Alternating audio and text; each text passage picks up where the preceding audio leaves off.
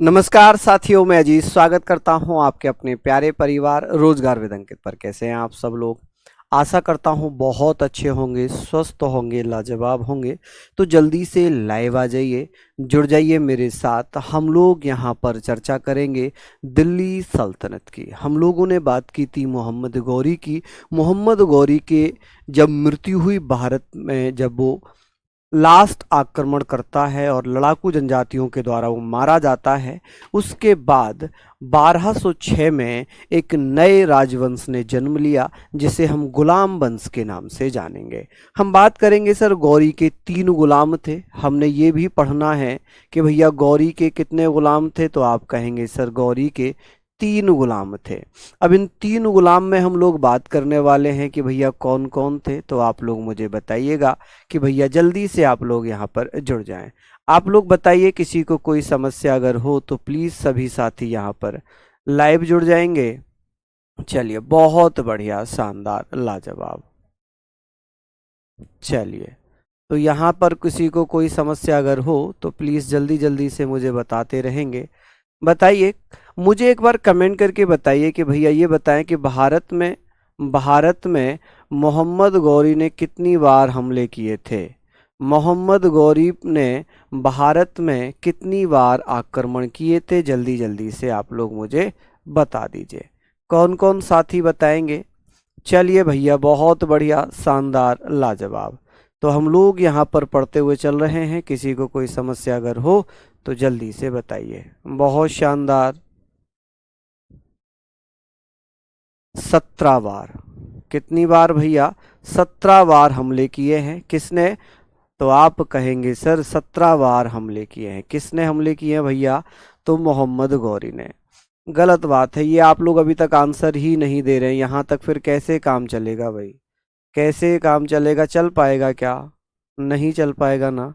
चलिए, बहुत बढ़िया, बहुत शानदार। भैया ये बताएं कि महमूद गजनबी ने भारत पर कब हमला किया था?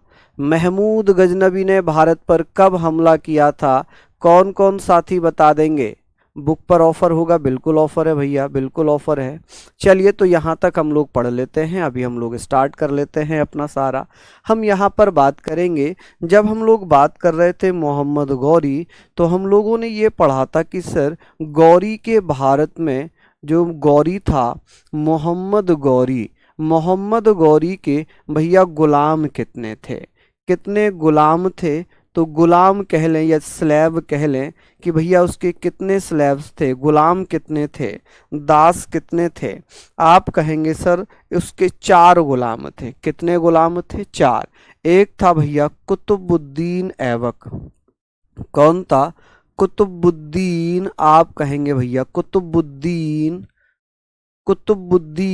ऐबक। कौन था भैया? कुतुबुद्दीन ऐबक एक गुलाम था। और उसका एक गुलाम था कुबाचा।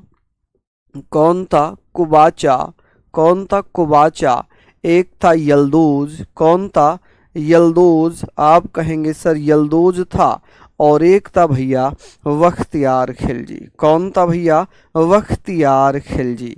आप कहेंगे बख्तियार खिलजी। ये उसके गुलाम हुआ करते थे मोहम्मद गौरी के। जब मोहम्मद गौरी की मृत्यु हो गई 1206 में, जब 1206 में मोहम्मद गौरी की मृत्यु हुई, तो भैया भारत के दिल्ली में, यानी कि दिल्ली में एक राजवंश की स्थापना हो जाती है जिसे हम दिल्ली सल्तनत कहते हैं। आप कहेंगे कि दिल्ली सल्तनत पर राजा कौन बन जाता है? दिल्ली सल्तनत पर राजा बन जाता है कुतुबुद्दीन ऐबक। और कुतुबुद्दीन ऐबक ने दिल्ली सल्तनत की स्थापना की। किसकी? दिल्ली सल्तनत की स्थापना कर दी। तो हम लोग यहाँ पर बात करने वाले हैं कि भैया ये क्या करेगा? ये गद्दी पर बैठेगा। क्या करेगा? गद्दी पर बैठेगा। अब यहाँ पर लिखा जाए कि दिल्ली सल्तनत में कितने राजवंश हुए? दिल्ली सल्तनत में कितने राजवंश हुए? दिल्ली सल्तनत में 5 डायनेस्टी ने शासन किया। अगर बात होगी सल्तनत, तो आप कहेंगे दिल्ली सल्तनत ने 5 डायनेस्टी। कितने डायनेस्टी? 5 वंशों ने शासन किया। कितने वंशों ने शासन किया? तो आप कहेंगे सर 5 वंशों ने शासन किया। कितने वंशों ने भैया शासन किया? तो आप कहेंगे सर दिल्ली सल्तनत में 5 वंशों ने शासन किया, रूल किया। कौन कौन से राजवंश थे? कौन कौन से राजवंश थे जिन्होंने शासन किया था? आप एक एक करके लिखना कि भैया यहाँ पर एक एक करके हम लोग लिखेंगे कि दिल्ली सल्तनत पर शासन करने वाला सबसे पहला वंश था जिसे हम गुलाम वंश के नाम से जानेंगे। किसके नाम से जानेंगे? आप कहेंगे सर उसे हम सबसे पहले गुलाम वंश के नाम से जानेंगे कि भैया गुलाम वंश था। कौन था? गुलाम वंश को गुलाम वंश ही लिख लो या स्लेव डायनेस्टी लिख लो। तो आप कहेंगे सर गुलाम डायनेस्टी। कौन सा था? गुलाम डायनेस्टी था। कौन सा था भैया? गुलाम डायनेस्टी था। दूसरे नंबर पे हम बात करेंगे खिलजी डायनेस्टी था। कौन सा? खिलजी। खिलजी वंश था। कौन सा? खिलजी वंश था। तीसरे नंबर पे अगर मैं बात करूंगा तो आप कहेंगे तुगलक वंश था। कौन सा? तुगलक। कौन सा राजवंश था? तुगलक राजवंश था, यानी कि तुगलक डायनेस्टी था। चौथे नंबर पे भैया सैयद वंश था। कौन सा? सैयद डायनेस्टी था। सैयद डायनेस्टी। और पांचवें पर हम पढ़ेंगे कि भैया कौन था? लोधी डायनेस्टी। कौन सा? लोधी डायनेस्टी, यानी कि लोधी वंश था। कौन सा वंश था? अच्छा, इन्होंने कब से कब तक शासन किया है? 1206 से लेकर 1290 तक गुलाम वंश रहा। खिलजी वंश 1290 से लेकर 1320 तक रहा और तुगलक वंश 1320 से लेकर 1414 तक रहा और ये 1414 से लेकर 1451 तक रहा और ये 1451 से लेकर 1526 तक रहा। ये हम लोग पढ़ेंगे, लेकिन आज हम लोग जो पढ़ेंगे, आज हम पढ़ेंगे गुलाम वंश के बारे में। गुलाम वंश थोड़ा सा बड़ा टॉपिक रहेगा तो इसको हम 2 क्लासेस में ख़त्म करेंगे। गुलाम वंश का संस्थापक, दिल्ली सल्तनत का संस्थापक किसे माना जाता है, ये सारी चीज़ें हम पढ़ेंगे। बहुत बढ़िया। अंकित कह रहे हैं गुलाम, खिलजी, तुगलक, सैयद, लोधी। अरे वाह, गजब, बहुत शानदार। हम लोग सारी चीज़ों पर चर्चा करेंगे और मैं हर वो पॉइंट के बारे में बताऊंगा। स्पीड बहुत फास्ट है। अरे वाह, अभी तो मैंने कुछ करा ही नहीं तब भी आपको स्पीड फास्ट लग रही है। फिर भैया आप अपने ऊपर काम करो। जो जिनको स्पीड बहुत फास्ट लग रही है उन्हें अपने ऊपर जरूर काम करना चाहिए, जरूर सोचना चाहिए कि वो कहाँ पर बहुत स्लो हैं, उन्हें उस पर काम करना पड़ेगा। ठीक है माय डियर, मैं बहुत स्लो कराता हूँ, ये यकीन मानो कि जितने भी टीचर्स हैं लगभग सबसे कम स्पीड मेरी है। क्यों? क्योंकि हिस्ट्री है और हिस्ट्री को जब तक दिमाग में ना बैठाया जाए तब तक बहुत तेज स्पीड करने की कोई आवश्यकता है नहीं। ठीक है, तो आप लोग अच्छे से पढ़ते रहिए, मेहनत करते रहिए। हम लोग यहाँ पर बात करेंगे इन सारी चीज़ों पर कि भैया सबसे लंबा शासनकाल किसका रहा? तुगलक का। सबसे कम शासनकाल किसका रहा? तो आप कहेंगे खिलजी वंश का। मैं बताता हुआ चलूंगा यहाँ पर सारी चीज़ें आप लोग लिख लीजिएगा। अब हम बात करेंगे सर गुलाम वंश की। हम लोग बात करेंगे गुलाम वंश कि गुलाम वंश को हम और क्या क्या कहते हैं, इसको गुलाम डायनेस्टी को हम और क्या क्या कहेंगे। आप कहेंगे सर गुलाम डायनेस्टी को हम किस किस नाम से जानते हैं। देखिए, गुलाम वंश को दास वंश कहा जाता है। दास वंश कहा जाता है जिसे हम लोग ममलूक वंश के नाम से भी जानते हैं। किसके नाम से? ममलूक वंश के नाम से जानते हैं। अभी हमने पढ़ा था कि जो गुलाम वंश था ये 1206 से लेकर 1290 तक इसने शासन किया है, ईसवी तक इसने शासन किया था। अब चर्चा ये होगी कि सर ये बताइए गुलाम वंश का संस्थापक कौन था, किसने स्थापना की थी इसकी? संस्थापक या फाउंडर कौन माना गया है? आप कहेंगे सर गुलाम वंश का संस्थापक किसे कहते हैं? तो कुतुबुद्दीन ऐबक को। कुतुबुद्दीन ऐबक कौन था? तो कुतुबुद्दीन ऐबक मेरे बच्चों कौन था माय डियर? तो आप कहेंगे सर कुतुबुद्दीन ऐबक ने ही क्या किया था? दिल्ली सल्तनत की भी स्थापना की थी और गुलाम वंश की स्थापना की थी। किसने? कुतुबुद्दीन ऐबक। आप कहेंगे सर कुतुबुद्दीन ऐबक क्लियर है ये चीजें? आप कहेंगे सर कुतुबुद्दीन ऐबक ने किसकी स्थापना की थी, तो आप कहेंगे गुलाम वंश की स्थापना की थी। किसने? कुतुबुद्दीन ऐबक ने। तो इसको भैया इंग्लिश में ऐसे लिखेंगे कुतुबुद्दीन, इसको कुतुब मत लिखना, कुतुबुद्दीन लिखना। क्या लिखना? कुतुबुद्दीन, क्योंकि ये ऐसे करके लिखा जाता है इंग्लिश में, कुतुबुद्दीन ऐबक। अब ऐबक की बात कर लेते हैं कि भैया ऐबक, कुतुबुद्दीन ऐबक कौन था? तो इंग्लिश में इसको कुतुबुद्दीन लिखते हैं और हिंदी में कुतुबुद्दीन लिखते हैं। क्या लिखते हैं? कुतुबुद्दीन लिखते हैं। तो कोई दिक्कत नहीं होगी। अब बात आ जाती है सर, जो कुतुबुद्दीन था ये मोहम्मद गौरी का गुलाम था, मैंने ऑलरेडी पहले ही बता दिया था। अब बात आती है कि सर जो ये गुलाम वंश है, दिल्ली सल्तनत का संस्थापक किसे माना जाता है? आप कहेंगे दिल्ली सल्तनत का संस्थापक, दिल्ली सल्तनत का संस्थापक किसे कहेंगे? तो भैया दिल्ली सल्तनत का संस्थापक भी ऐबक ही था। कौन था? फाउंडर ऑफ दिल्ली सल्तनत। आपसे यहां पर पूछा जाएगा कि भैया फाउंडर ऑफ दिल्ली सल्तनत, जल्दी से बताइए, दिल्ली सल्तनत। तो आप कहेंगे सर दिल्ली सल्तनत, तो आप बता देना कौन था? कुतुबुद्दीन ऐबक था। लेकिन अगर पूछ ले भैया दिल्ली सल्तनत का वास्तविक संस्थापक किसे कहेंगे, तो दिल्ली सल्तनत का वास्तविक संस्थापक बोला जाता है इल्तुतमिश को। क्या कहानी है इसके पीछे, मैं बताता हूं कहानी क्यों है, क्यों रियल फाउंडर क्यों कहा गया इल्तुतमिश को। देखिए ऐबक जो है इसने अपनी राजधानी लाहौर को बनाया और लाहौर से शासन करता रहा, ये दिल्ली शासन करने नहीं आया, ठीक है। जबकि इल्तुतमिश ने अपनी राजधानी दिल्ली को बनाया और दिल्ली से शासन किया, इसलिए इल्तुतमिश को दिल्ली सल्तनत का रियल फाउंडर कहते हैं। क्या कहते हैं? तो आप कहेंगे भैया इसने, ऐबक ने अब कब से कब तक शासन किया? कुतुबुद्दीन ऐबक ने कब से कब तक शासन किया था? तो कुतुबुद्दीन ऐबक ने मात्र 4 वर्षों तक शासन किया। कितने वर्षों तक शासन किया? 4 वर्षों तक शासन किया है। तो यहां पर हम लोग सारी चीजों को पढ़ते हुए चलेंगे। अब बात ये आती है कि सर ये बताइए कि इसके अन्य नाम क्या हैं, गुलाम वंश के अन्य नाम क्या होंगे? अन्य नाम क्या है गुलाम वंश के?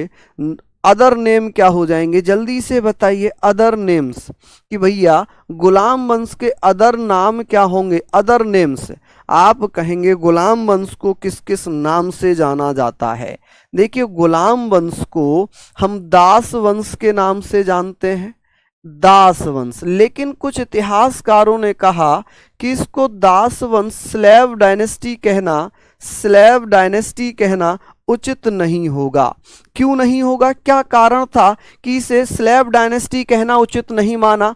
अब बात ये आ गई कि भैया हुआ क्या था, हुआ क्या कि ये कहा गया कि जो गुलाम होते हैं वो स्वतंत्र माता पिता के होंगे, बाद में उन्हें गुलाम बनाया गया होगा। लेकिन दास जो होंगे, जो स्लेव होंगे, स्लेव का मतलब है जिसके माता पिता भी गुलाम थे और उस बच्चे का जन्म भी गुलामी में हुआ, उसे दास कहा जाएगा। माता पिता दास हैं, जन्म भी भैया दासता में हुआ। इसका मतलब अगर स्वतंत्र माता पिता के घर में संतान जन्म ली है और बाद में उसे गुलाम बनाया गया, तब तो गुलाम कहना ठीक है। लेकिन यदि माता पिता भी पहले से गुलाम थे, पहले से दास थे और फिर बच्चे का जन्म भी दासता में हुआ हो, तो उस बच्चे को दास कहा जाएगा। लेकिन कुतुबुद्दीन ऐबक तो स्वतंत्र माता पिता का था, बाद में इसे मोहम्मद गौरी ने अपना गुलाम बनाया था, तो इसलिए इसे दास वंश कहना उचित नहीं है। इस कारण इसे भैया क्या कहा गया?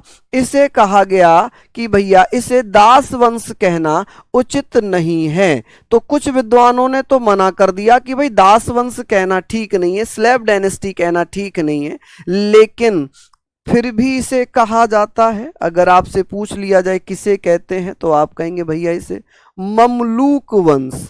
कि भैया ममलूक वंश किसे कहा जाता है? ममलूक वंश किसे कहा जाता है? तो आप कहेंगे सर ममलूक डायनेस्टी किसे कहेंगे? तो ममलूक डायनेस्टी गुलाम वंश को ही कहा जाएगा। किसे कहा जाएगा? गुलाम वंश को ही कहा जाएगा। चलिए अब भैया गुलाम वंश का जो शासक है कुतुबुद्दीन ऐबक, कुतुबुद्दीन ऐबक का शासन कब से कब तक था? इसने कब से कब तक रूल किया था? इसने कब से कब तक रूल किया है? तो आप कहेंगे ऐबक ने शासन कब से कब तक किया था? आप कहेंगे सर ऐबक का शासनकाल, ऐबक का शासनकाल कब से कब तक है? ठीक है जी, तो आप कहेंगे पीरियड ऑफ ऐबक। आप कहेंगे कि भैया इसने कब से कब तक रूल किया है, तो आप यहां पर कहना कि भैया इसका पीरियड कब से कब तक माना जाता है? Period of Aibak. आप कहेंगे भैया ऐबक का जो शासन काल माना जाता है, टेन्योर माना जाता है, वो कितना माना जाता है? तो ये ऐबक भैया 1206 में राजा बना और 1210 में पोलो खेलते हुए घोड़े से गिरकर मर गया। तो इसका जो शासन काल है वो 1206 से लेकर 1210 तक है। मात्र 4 वर्षों तक इसने शासन किया। कितने वर्षों तक शासन किया था? मात्र 4 वर्षों तक। और जब ये गौरी का गुलाम था तो मोहम्मद गौरी ने ऐबक को एक उपाधि दी थी। मोहम्मद गौरी ने ऐबक को एक उपाधि दी थी जिसे अमीर ए आखूर कहा जाता है। Gauri gave Aibak the post of अमीर ए आखूर, कि भैया अमीर ए आखूर के पद पर किसको नियुक्त किया था ऐबक ने? ऐबक को। तो ऐबक ने नियुक्त किया था या ऐबक को नियुक्त किया था? ये भी सोचने वाला पॉइंट है। तो आप कहेंगे सर जब ये गुलाम गौरी का है, मोहम्मद गौरी का गुलाम है ऐबक, तो ऐबक को मोहम्मद गौरी ने एक पद दिया था। कौन सा? अमीर ए आखूर। तो आप कहेंगे गौरी ने ऐबक को अमीर ए आखूर का पद दिया। ऐसे ही भी आप लोग यहाँ पर लिखना, यहाँ पर आप लोग लिख लेना कि भैया यहाँ पर आप लोग लिखना कि ऐबक को या गौरी ने, किसने? मोहम्मद गौरी, गौरी ने ऐबक को, कुतुबुद्दीन ऐबक है तो मैं ऐबक ही लिख रहा हूं। क्या लिख रहा हूं भैया? ऐबक को क्या बनाया था? ऐबक को अमीर ए आखूर का पद दिया। अमीर ए आखूर का पद दिया। क्या दिया भैया? अमीर ए आखूर का पद दिया। तो ये सारी चीजें आप लोग लिख लीजिएगा। पद दिया, किसने पद दिया था? तो भैया गौरी ने। ठीक है, तो यहां पर आप लिखेंगे, इसको घौरी लिखा जाता है, इंग्लिश में घौरी लिखते हैं। गौरी को क्या लिखते हैं? घौरी। क्या लिखेंगे? इसको घौरी। ध्यान रखना कि इसको हम क्या लिख सकते हैं भैया? घौरी लिख सकते हैं, लेकिन आप गौरी लिखना। इसको क्या लिखना? गौरी। ठीक है जी। गौरी गेव, गौरी गेव किसको दिया था? Gauri gave Aibak, Aibak the post of अमीर ए आखूर, द पोस्ट ऑफ, आप कहेंगे पोस्ट ऑफ अमीर ए आखूर, अमीर ए आखूर। ऐसे करके आप लोग लिखना, ऐसे करके आप लोग लिख लेना कि भैया अमीर ए आखूर का पद किसको दिया गया था? तो अमीर ए आखूर का पद ऐबक को मोहम्मद गौरी के द्वारा दिया गया। बहुत महत्वपूर्ण लाइन हो जाएगी ये, बहुत महत्वपूर्ण सेंटेंस होगा कि अमीर ए आखूर का पद मोहम्मद गौरी को किसने दिया था? तो आप कहेंगे कि अमीर ए आखूर का पद मोहम्मद गौरी को किसने दिया था? तो अमीर ए आखूर का पद मोहम्मद गौरी ने ऐबक को दिया था। किसको?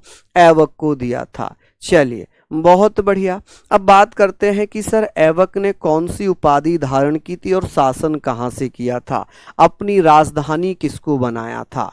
ठीक है जी, चलिए जल्दी से ये सारी चीज़ें लिख लीजिए, हम लोग इस पर चर्चा करेंगे। एक बार फिर से मैं बता देता हूँ कि गुलाम वंश को हम किस किस नाम से जानते हैं? दास और ममलूक वंश के नाम से जानते हैं। गुलाम वंश का संस्थापक कौन है? ऐबक है। यही ऐबक दिल्ली सल्तनत का भी संस्थापक माना जाता है, यही दिल्ली सल्तनत का भी संस्थापक माना जाता है। ठीक है, ऐबक को अमीर आखूर का पद किसने दिया था? तो भैया गौरी ने दिया था। किसने दिया था? गौरी ने। चलिए अब बात करते हैं ऐवक ने कौन कौन सी उपाधियां धारण की थी। ऐवक के द्वारा कौन कौन सी उपाधियां धारण की थी? ऐवक ने कौन कौन सी उपाधियां ली थी? उपाधियां, टाइटल्स, कौन कौन से टाइटल्स ऐवक के द्वारा लिए गए थे? तो आप कहेंगे भैया ऐवक ने कौन कौन सी उपाधियां ली थी। तो सबसे पहले हम बात करेंगे कि ऐवक ने अपने आप को सिपह सलार एवं क्या कहा भैया? सिपह सलार। आप कहेंगे सिपह सलार, क्या कहा भैया? सिपह सलार, सिपह सलार, सिपह सलार कहा। क्या कहा ऐवक ने अपने आप को? सिपह सलार कहा। आप कहेंगे भैया सिपह सलार एवं मलिक कहा। क्या कहा भैया? मलिक। आप कहेंगे अपने आप को मलिक और सिपह सलार की उपाधि दे दी। सिपह सलार और मलिक की उपाधि दे दी। आप क्या बोलेंगे सर इसने क्या कहा था अपने आप को? मलिक और सिपह सलार की उपाधि दी थी। आप कहेंगे भैया सिपह किसकी उपाधि दी थी? सिपह सलार की उपाधि दे दी। सलार एंड मलिक, एंड मलिक। ठीक है जी। इसने अपने आप को सुल्तान नहीं कहा, जबकि दिल्ली सल्तनत के राजा अपने आप को सुल्तान कहते थे। क्या कहते थे? सुल्तान कहते थे। अब बात ये आती है कि भैया जल्दी से बता दो कि दिल्ली सल्तनत का पहला राजा जो सुल्तान कहलाएगा अपने आप को, तो वो इल्तुतमिश बनेगा। अच्छा, ऐवक ने अपनी राजधानी किसको बनाया था? इसने अपनी राजधानी किसको बना लिया था? आप कहेंगे इसने अपनी राजधानी किसको बनाया था? कैपिटल किसको बनाया था?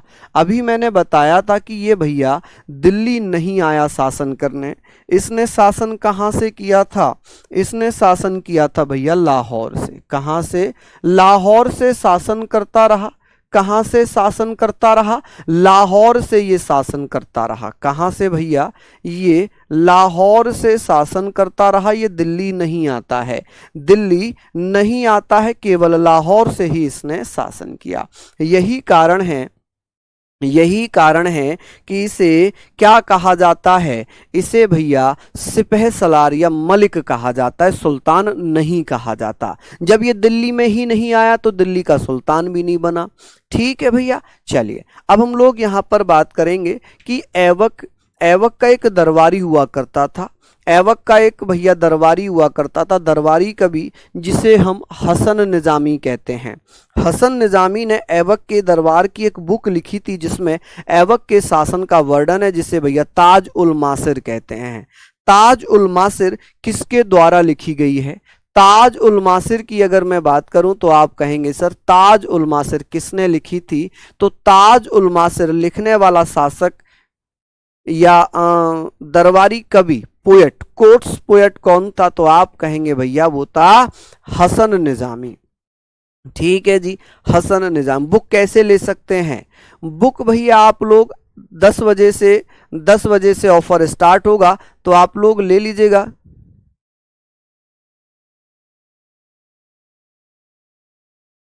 दस बजे होगी भैया बुक का ऑफर। ठीक है, किसका अर्थ समझाएं भाई, किसका अर्थ समझाएं? सिपह सलार अपने आप को कहते थे। सिपह सलार का मतलब होता है सिपाहियों का मुखिया। सिपाहियों का मुखिया मतलब सेनापति, क्योंकि ये कुतुबुद्दीन ऐबक मोहम्मद गौरी का गुलाम था और उसका सेनापति भी था, इसलिए अपने आप को सिपह सलार कहा। मलिक अपने आप को कहा कि भैया वो सर्वोच्च पद है, इसलिए वो अपने आप को मलिक कहता था। चलिए हम बात करेंगे सर ऐबक का दरबारी कौन था? दरबारी पोएट कौन था? कि भैया पोएट की बात होगी कि पोएट कौन था, ऐबक का पोएट कौन था? तो आप कहेंगे सर हसन निजामी। कौन था भैया? हसन निजामी। कौन माय डियर? हसन निजामी। आप कहेंगे सर हसन निजामी। ठीक है जी, कौन था? हसन निजामी। आप कहेंगे सर हसन निजामी। हसन निजामी ने क्या किया है माय डियर? हसन निजामी। आप कहेंगे सर हसन निजामी ने एक बुक लिखी है। इसने एक बुक लिखी है, इसकी बुक का नाम क्या होगा? जो हसन निजामी ने एक बुक लिखी थी उसका नाम क्या था? ताज उल मासिर, आप कहेंगे ताज उल मासिर। ताज उल मासिर किसने लिखी है? ताज उल मासिर, ये जो किताब है ताज उल मासिर, ये किसके द्वारा लिखी गई है? आप कहेंगे सर ताज उल मासिर को हसन निजामी के द्वारा लिखा गया है। कि सर ताज उल मासिर के लेखक कौन है? हसन निजामी। किसके दरबार में रहते थे? किसके कोर्ट में रहते थे? आप कहेंगे ऐबक के दरबार में रहते थे। किसके? ऐबक के दरबार में रहते थे। चलिए जब बात करते हैं सर, ऐबक ने एक बुक लिखी थी या हसन निजामी ने बुक लिखी थी? तो हसन निजामी ने बुक लिखी थी ताज उल मासिर। ये बहुत महत्वपूर्ण हो जाएगी, ये बहुत महत्वपूर्ण हो जाएगी कि भैया ताज उल मासिर के लेखक कौन थे, ऑथर कौन थे, author of the Taj ul Maasir? आप कहेंगे भैया हसन निजामी साहब थे। कौन थे? हसन निजामी साहब थे। अब बात करते हैं सर ऐबक की मृत्यु कब हुई है? ऐबक की मृत्यु, इसकी डेथ कब हो जाती है? तो आप कहेंगे सर इसकी डेथ हो गई थी 1206 में या 1210 में, 1210 में। अब क्या हुआ, ये भैया दिल्ली में चौगान खेल रहा था। क्या खेल रहा था जी? चौगान खेल रहा था। जब ये दिल्ली नहीं आया तो दिल्ली में कैसे खेलेगा जी? तो ये कहां पर? लाहौर में ही भैया पोलो खेल रहा था। पोलो, घोड़े पर बैठकर एक तरीके से हॉकी खेलना। अब जब हॉकी खेल रहा था तो हॉकी खेलते समय, जिसे घोड़े पर बैठकर हॉकी खेलते ना, उसे चौगान या पोलो कहा जाता है। तो भैया इसकी घोड़े से गिरकर मृत्यु हो गई। ठीक है भैया, वाइल प्लेइंग पोलो, तो इसकी भैया क्या हो गई? मृत्यु हो गई। क्या हो गई भैया? पोलो खेलते समय, पोलो खेलते समय। पोलो को हम चौगान भी कहते हैं। क्या कहते हैं जी? पोलो को हम चौगान, क्या कहेंगे? चौगान। खेलते समय इसकी क्या हो जाती है? मृत्यु हो जाती है। आप कहेंगे वाइल, उम्मीद है आप लोग लिखेंगे वाइल प्लेइंग पोलो। क्या खेल रहा था ये भैया? क्या खेल रहा था? पोलो खेल रहा था। प्लेइंग पोलो, ठीक है जी, पोलो, जिसे हम चौगान के नाम से जानेंगे। हिंदी में इसे चौगान कहते हैं। चौगान, वाइल प्लेइंग पोलो या चौगान, इसकी क्या हो गई भैया? मृत्यु हो गई। ठीक है जी। अच्छा, इसका मकबरा कहाँ पर है? ऐबक का मकबरा कहाँ पर है? टॉम्ब कहाँ पर बना है? ऐबक का मकबरा। तो आप कहेंगे सर टॉम्ब कहाँ पर बनाया गया है? तो जल्दी से बताइए कि ऐबक का मकबरा कहाँ पर है? लाहौर में ही है। कहाँ पर है जी? लाहौर में। कि ऐबक का मकबरा कहाँ पर होगा? लाहौर में होगा। कहाँ होगा जी? लाहौर में। कि ऐबक का मकबरा कहाँ है? लाहौर में है जी। अब ये मकबरा बनवाया किसने था? कि ऐबक का मकबरा किसने बनवाया था? इसका निर्माण किसने करवाया था? निर्माण इसको बनवाया किसने है? तो आप कहेंगे सर इसको बनवाया किसने था? किसने निर्माण कराया था इसका? जल्दी से बता दीजिए। तो आप कहेंगे इल्तुतमिश ने। किसने इसका निर्माण करवाया था? इल्तुतमिश। इल्तुतमिश लिख सकते हैं कि इल्तुतमिश ने। कि भैया इसका निर्माण किसने करवाया था? बाय इल्तुतमिश। आप ऐसे लिख लेंगे बाय इल्तुतमिश। ठीक है जी। किसने? इल्तुतमिश ने। किसने निर्माण करवाया था? तो इल्तुतमिश ने। ठीक है जी। कि भैया ऐबक का मकबरा कहाँ पर है? ऐबक का मकबरा भैया लाहौर में। किसने बनवाया? इल्तुतमिश ने। ये इल्तुतमिश कौन था? तो ये ऐबक का गुलाम था। ऐबक का गुलाम था। इल्तुतमिश को गुलामों का गुलाम भी कहते हैं। लाहौर कहाँ पर है? लाहौर पाकिस्तान में पड़ता है, वर्तमान पाकिस्तान में। कहाँ पर? वर्तमान पाकिस्तान में पड़ता है। इसको जल्दी जल्दी से आप लोग नोट डाउन कर लीजिए फटाक से। कि जल्दी से बताइए कि भैया पोलो खेलते समय किसकी मृत्यु हुई थी? आप कहेंगे ऐबक की। कि भैया ऐबक की मृत्यु कब हुई थी? जब वो चौगान खेल रहा था या पोलो खेल रहा था? कब? 1210 में। कब? 1210 में। अब हम बात करेंगे भैया ऐवक के अन्य नाम क्या है। ऐवक को लाख वक्ष कहा जाता है, पील वक्ष कहा जाता है, हातिम द्वितीय कहते हैं, कुरान खां कहते हैं। क्यों ऐवक को लाख वक्ष क्यों कहा जाता है? क्योंकि ऐवक ने लाखों में दान किया, लाखों में दान करने के कारण ऐवक को लाख वक्ष कहा गया। इसे पील वक्ष क्यों कहते हैं? इसने हाथियों का दान किया, इस कारण पील वक्ष कहा गया। इसे हातिम द्वितीय क्यों कहते हैं? ये दयालु था, ये काइंड प्रवृत्ति का था, काइंड नेचर का था, इसलिए इसे क्या कहा गया? हातिम द्वितीय कहा गया।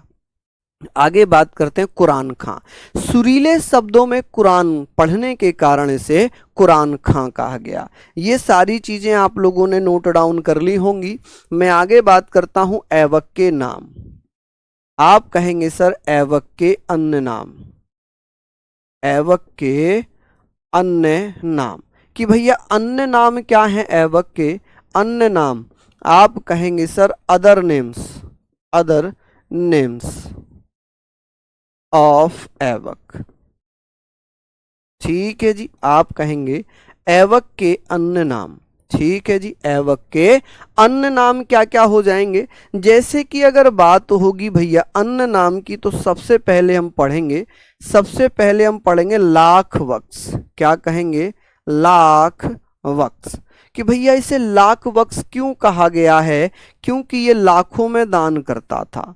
लाख वक्ष क्यों कहा गया? लाख वक्ष आप कहेंगे सर लाखों में दान करने के कारण इसे लाख वक्ष कहा गया। क्या कहा गया भैया? लाख वक्ष कहा गया है। ठीक है जी, क्या कहा गया? लाख वक्ष कहा गया। लाख वक्ष क्यों कहा गया है? कि लाखों में दान करने के कारण, लाखों में दान करने के कारण इसे लाख वक्ष कहा गया। अब इसका दूसरा नाम क्या है? आप कहेंगे भैया पील वक्ष। क्या है? पील वक्ष। पील वक्ष क्यों कहा गया था इसे? तो इसे हाथियों का दान करने के कारण पील वक्ष कहा गया। क्या कहा गया भैया? इसको पील वक्ष कहा गया। ठीक है जी, पील वक्ष क्या कहा गया? इसको पील वक्ष कहा गया। ठीक है, चलिए अब इसे दूसरा नाम भी दिया गया। इसका तीसरा नाम अगर पूछ लें कि तीसरा नाम क्या है, तो इसे हातिम द्वितीय कहते हैं। क्या कहते हैं? हातिम द्वितीय। कि भैया इसे हातिम द्वितीय क्यों कहा गया है? इसे हातिम द्वितीय क्यों कहा गया? हातिम सेकंड क्यों कहा गया? क्योंकि ये उदार प्रवृत्ति का था, दयालु था, इस कारण इसे हातिम द्वितीय कहा गया। चौथा नाम है कुरान खां। क्या नाम है? कुरान खां। कि भैया इसे कुरान खां क्यों कहा गया? आप कहेंगे सर इसे कुरान खां क्यों कहा गया है? क्योंकि ये सुरीले शब्दों में कुरान पढ़ता था, सुरीले शब्दों में कुरान पढ़ता था, जिस कारण इसे कुरान खां नाम दिया गया। क्या नाम दिया गया? कुरान खां नाम दिया गया है। चलिए यहाँ पर हम लोग बात कर लेंगे ये सारी चीज़ों के बारे में। आप लोग अच्छे से पढ़ते रहिए, मेहनत करते रहिएगा। चलिए बहुत बढ़िया, सिंपल सिंपल सी चीज़ें हैं, इसको हम लोग पढ़ेंगे। किसी को कोई समस्या, किसी को कोई दिक्कत अगर है तो प्लीज़ मुझे बताएं। किसी को कोई आपत्ति तो हम कहेंगे नहीं भैया कोई आपत्ति नहीं है। अब बात करेंगे सर इसने किस किस का निर्माण कराया है। कुतुबुद्दीन ऐबक ने किस किस का निर्माण करवाया? तो आप कहेंगे सर कुतुबुद्दीन ऐबक ने किसका निर्माण करवाया? तो कुतुबुद्दीन ऐबक ने कुतुब उल इस्लाम मस्जिद बनवाई थी मेहरौली दिल्ली में। कि भैया कुवत उल इस्लाम मस्जिद का निर्माण हुआ है, कुतुब मीनार का निर्माण हुआ है। कि कुतुब मीनार कहाँ पर है? तो कुतुब मीनार का निर्माण दिल्ली में करवाया है। कहाँ पर? दिल्ली में। चलिए ये सारी चीज़ों के बारे में हम बात करेंगे। किसी को कोई आपत्ति, किसी को कोई दिक्कत। 2.5 दिन का झोपड़ा अजमेर में बनवाया गया। 2.5 दिन का झोपड़ा कहाँ बनवाया गया? अजमेर में। किसने बनवाया है? तो आप कहेंगे सर 2.5 दिन का झोपड़ा अजमेर में कुतुबुद्दीन ऐबक ने। 2.5 दिन का झोपड़ा जहां बना है वहां पहले संस्कृत विद्यालय हुआ करता था। विग्रहराज फोर्थ के द्वारा, विग्रहराज चतुर्थ के द्वारा 2.5 दिन का झोपड़े के स्थान पर सबसे पहले संस्कृत विद्यालय बनवाया। क्या बनवाया? संस्कृत विद्यालय बनवाया। ठीक है जी। और वो तोड़कर कुतुबुद्दीन ऐबक ने वहां पर क्या बनवा दिया? 2.5 दिन का झोपड़ा नामक एक मस्जिद बनवा दी। ठीक है। कुतुब मीनार की जो नींव रखी थी कुतुबुद्दीन ऐबक ने, वो भैया किसकी याद में? तो आप कहेंगे ख्वाजा कुतुबुद्दीन बख्तियार काकी, ख्वाजा कुतुबुद्दीन बख्तियार काकी की याद में। ठीक है जी। चलिए, ये सारी चीजें आप लोग लिख लेंगे। अब बात आती है भैया कि ये बताइए कुतुब मीनार को यूनेस्को की विश्व विरासत सूची में कब शामिल किया गया? 1993 में। कब? 1993 में। ठीक है जी। चलिए, कि भैया कुतुब मीनार को 1993 में क्या किया गया है, उसे माय डियर आप यहाँ पर चर्चा कर लेना, सिंपल सी चीजें हो जाएंगी। चलिए, ये हमने पढ़ लिया। अब बात करेंगे कि भैया कुतुबुद्दीन ऐबक ने किस किस का निर्माण करवाया है। निर्माण कि सर ऐबक के द्वारा किस किस का निर्माण करवाया गया है? तो आप कहेंगे सर ऐबक के द्वारा किस किस का निर्माण हुआ है, किस किस कौन कौन से भैया उसके द्वारा कौन कौन से बिल्डिंग्स बनवाई गई हैं, क्या क्या उसने निर्माण करवाया है, तो ये चीजें आप लोग लिख लेंगे। बिल्ड। चलिए, हम लोग यहाँ पर बात कर रहे हैं, हम लोग यहाँ पर बात करेंगे। आप लोग मुझे बताइएगा, सबसे पहले हम लोग यहाँ पर बात करेंगे, सबसे पहले हम लोग बात करेंगे कि भैया क्या क्या बनवाया उसने। तो आप कहेंगे कुबत उल इस्लाम मस्जिद बनवाई थी। कुबत उल इस्लाम मस्जिद कहाँ पर बनवाई गई थी? तो कुबत उल इस्लाम मस्जिद भैया जिसे मॉस्को कहते हैं, महरौली में बनवाई। कि कुबत उल इस्लाम क्या बनवाया? कुबत उल इस्लाम, कुबत उल इस्लाम। आप कहेंगे सर कुबत उल इस्लाम मस्जिद, कि भैया ये मस्जिद कहाँ पर बनवाई गई है? मस्जिद। चलिए, आप कहेंगे सर कुबत उल इस्लाम मस्जिद कहाँ पर बनवाई गई थी? महरौली में। महरौली में। कहाँ पर? महरौली। महरौली कहाँ पड़ता है जी? दिल्ली में ही पड़ता है। महरौली कहाँ पड़ता है जी? दिल्ली में ही पड़ता है। कि सर इसे हम इंग्लिश में कुबत उल इस्लाम, आप कहेंगे सर इसे हम क्या बोलेंगे? कुबत उल इस्लाम मॉस्को। कि भैया कुबत उल इस्लाम मॉस्को कहाँ पर बनी है? तो आप कहेंगे कुबत उल इस्लाम। कि भैया कुबत उल इस्लाम जो मॉस्को है ये कहाँ पर बनवाई गई थी? तो आप कहेंगे सर कुबत उल इस्लाम मॉस्को कहाँ पर बनवाई गई है? चलिए, बता सकता है क्या कोई बच्चा? तो आप कहेंगे सर ये मॉस्को कहाँ बनवाई गई है? तो महरौली में। कहाँ पर भैया? महरौली, दिल्ली में बनवाई गई। अच्छा, सेकंड निर्माण की अगर मैं बात कर लेता हूँ कि इसने क्या बनवाया? 2.5 दिन का झोपड़ा। अढ़ाई, आप कहेंगे 2.5 दिन का झोपड़ा, 2.5 दिन का झोपड़ा।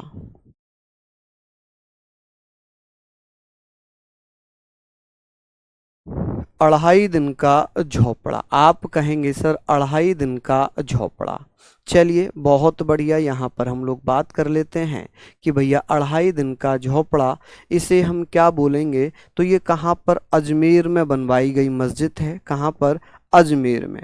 आप कहेंगे सर ये अजमेर राजस्थान में पड़ता है। अजमेर कहाँ पड़ता है? राजस्थान में पड़ता है, जिसे हम 2.5 दिन का झोपड़ा बोलेंगे। क्या बोलेंगे? 2.5 दिन का झोपड़ा। ठीक है भैया। अब बात आती है कि सर ये हमने पढ़ लिया 2.5 दिन का झोपड़ा। अब बात आती है सर कुतुब मीनार, क्या कुतुब मीनार क्या बनवाया इसने? कुतुब, कुतुब मीनार। कि भैया कुतुब मीनार का निर्माण कहाँ पर हुआ है, किसने करवाया था? तो आप बता देना सर। जो कुतुब मीनार है, कुतुब मीनार की अगर मैं बात करूं तो आप कहेंगे सर कुतुब मीनार कहाँ पर बनी है? कुतुब, कुतुब मीनार। आप बताना कुतुब मीनार कहाँ बनवाई गई है? तो ये भी महरौली में ही है। कहाँ पर? महरौली। आप कहेंगे सर महरौली। चलिए बताइए, महरौली कहाँ पर है जी? ये दिल्ली में। कहाँ पर है ये? दिल्ली में।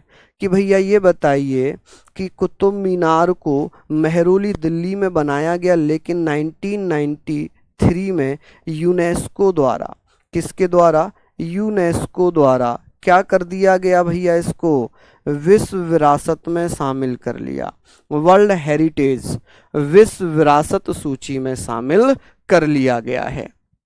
विश्व विरासत, आप कहेंगे विश्व विरासत यानी कि वर्ल्ड हेरिटेज। आप क्या कहेंगे भैया, world heritage. World heritage list में इसको शामिल कर लिया गया है, सूची में इसे शामिल किया गया, सूची में क्या कर लिया गया है भैया, इसे शामिल कर लिया गया है। ठीक है जी, क्या कर लिया है, सूची में इसे शामिल कर लिया। क्या यहां तक आप लोग पढ़ लेंगे? चलिए लिख लिए आप लोग ये। अब एक क्वेश्चन आ जाता है कि भैया ये बताइए कि भारत में गुंबद और मेहराब कला को किसने जन्म दिया था?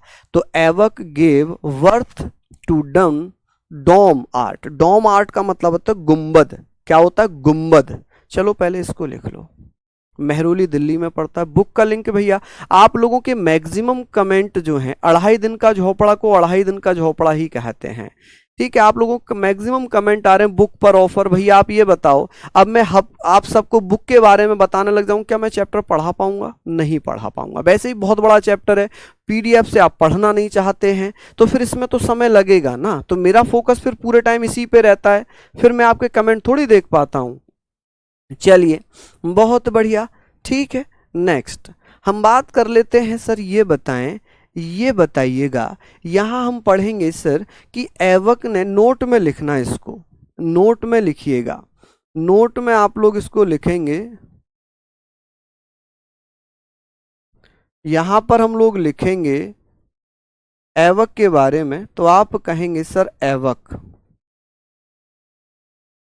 एवक ने गुंबद कला को, किसको? गुंबद कला एवं मेहराब कला को जन्म दिया। किसको? मेहराब।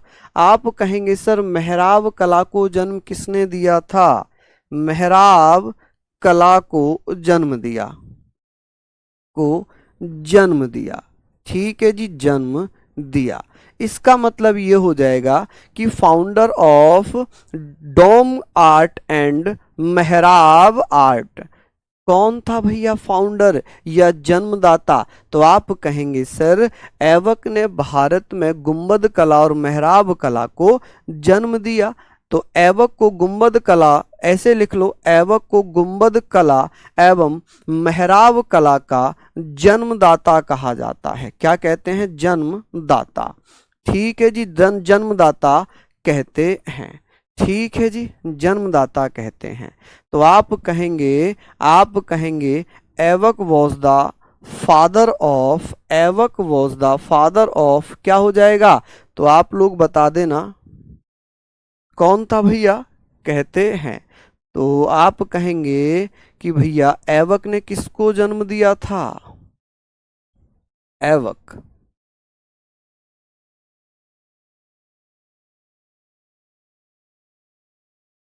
एवक वॉज फाउंडर ऑफ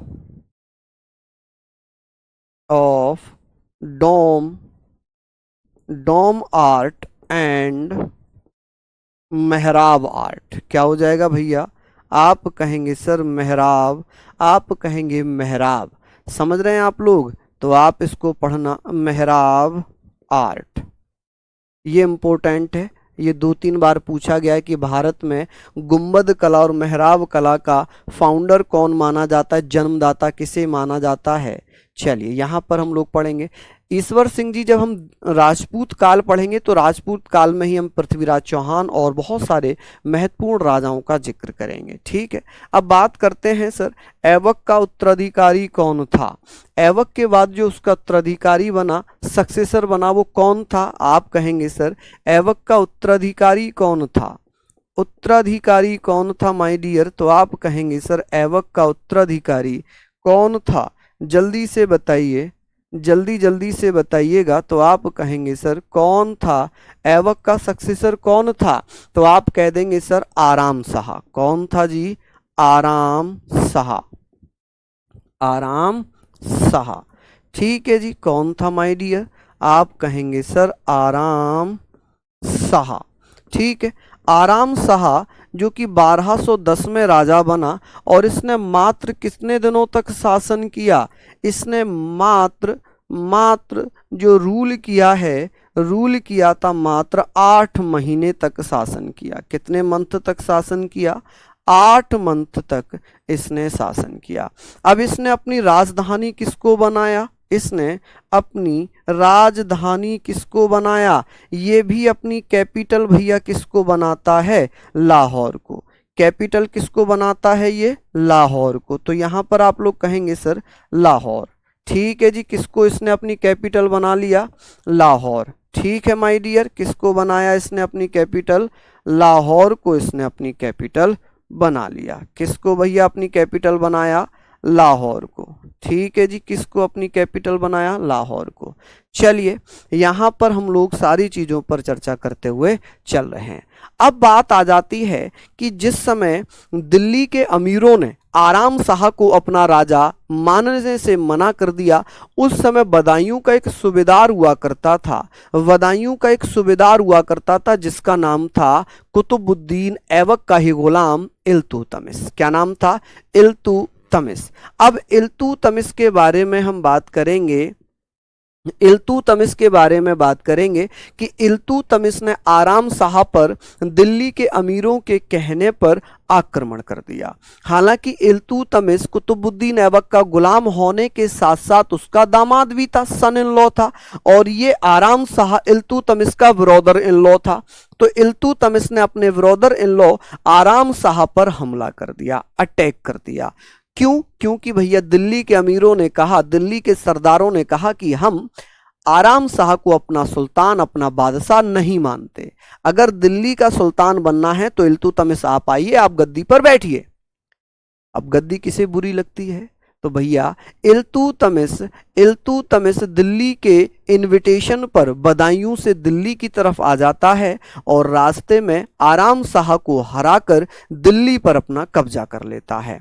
क्या कर लेता है? दिल्ली पर अपना कब्जा कर लेता है। जब दिल्ली पर कब्जा कर लेता है तो दिल्ली सल्तनत का वास्तविक संस्थापक भी इल्तुतमिश बन जाता है। कौन बन जाता है जी? इल्तुतमिश बन जाता है। क्या आप लोग यहां तक लिख लेंगे? यहां तक आप लोग लिख लीजिएगा, और इल्तुतमिश के बारे में हम कल चर्चा करेंगे, ठीक है? और कल मैं पीडीएफ से पढ़ाऊंगा क्योंकि बहुत लंबा समय जा रहा है इसमें। कल हम लोग पीडीएफ से पढ़ लेंगे, ठीक है भैया? चलिए, तो बहुत बहुत धन्यवाद। नमस्कार, जय हिंद, जय भारत।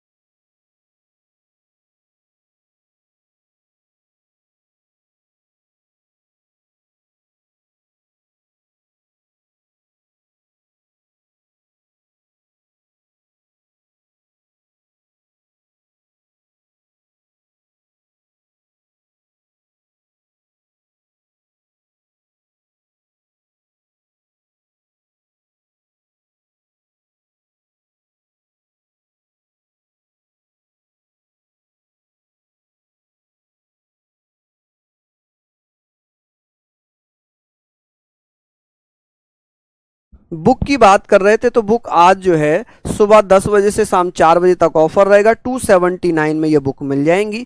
और सिंगल बुक चाहिए, ये तो कॉम्बो है, ये क्या है, कॉम्बो ऑफर है। अगर सिंगल बुक चाहिए सिंगल, तो सिंगल भैया 99 में मिलेगी, सिंगल 99 में मिल जाएगी। ठीक है, तो चलिए आप लोग इसको पढ़िए, मजे से पढ़िए। ठीक है जी, चलिए धन्यवाद, नमस्कार, जय हिंद, जय भारत।